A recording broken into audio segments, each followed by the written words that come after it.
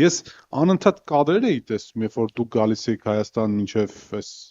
ամբողջ process-ները ձեր ձեռբակալումը, թե ինչպես են օդանավակայանում ու Հայաստանում շատ հայտնի խոշոր բիզնեսմեններ, որոնց այսպես օլիգարխ են անվանում, գալիս էին ձեզ դիմավորելու ու դուք անընդհատ, դու մենակ եմ մի հոգի չի, շատերն էին, այդ թվում նաև եթե անունովա Սամվել Ալեքսանյանը կարող եմ ասել, մյուսները եւ այլն։ Հիմա դուք քաղաքական պայքարի մեջ եք, այս մարդկանց հա, ներկայությունը կամ շունչը ձեր կողքը կարծես թե չի երևում։ Դուք ակնկալիք ունեք, որ այդ մարդիկ մի հոգու մասին չի խոսքը, միայն Սամվել Ալեքսանյանը չի, ձեզ աջակցել ունես ընտրությունների ժամանակ, թե ոչ։ Ես ակնկալիք չունեմ, քանի որ ես գիտեմ, բոլորը վախեցած են։ Իսկ բիզնեսմենների վախը բռնելը շատ հեշտ չի, քանի որ բիզնեսմենը ի տարբերություն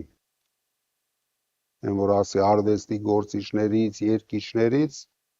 շատ մեծ կորցնելու բան ունեն, ես դա հասկանում եմ, դրա համար ես ոչ մեկի նույնիսկ չեմ էլ առաջարկել, ամեն մեկը իր խղճի դեմը պատասխան թող տա, մենք գնում ենք մեր ճանապարհով, կաջակցեն, չեն աջակցի, դա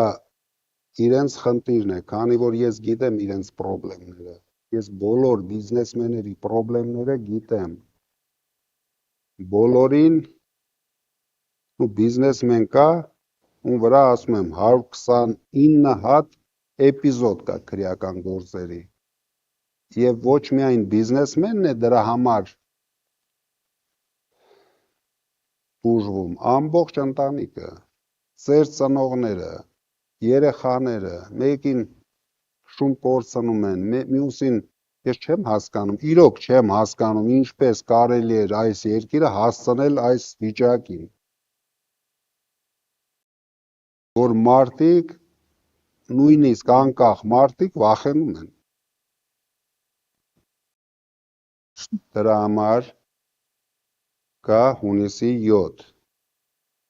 բիզնեսմեններն էլ պետք է ազատվեն այս լծից, էսի լուծա դրած իրենց վզին, պետք է բոլորս այդ օրը, որ մտան այդ խցիկը, իրեն պետք է անեն ճիշտ ընտրություն, ամենաճիշտը, որ բոլորը գնան ընտրության,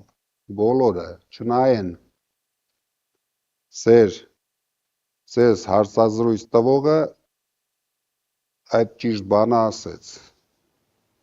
բոլորը պետք է գնան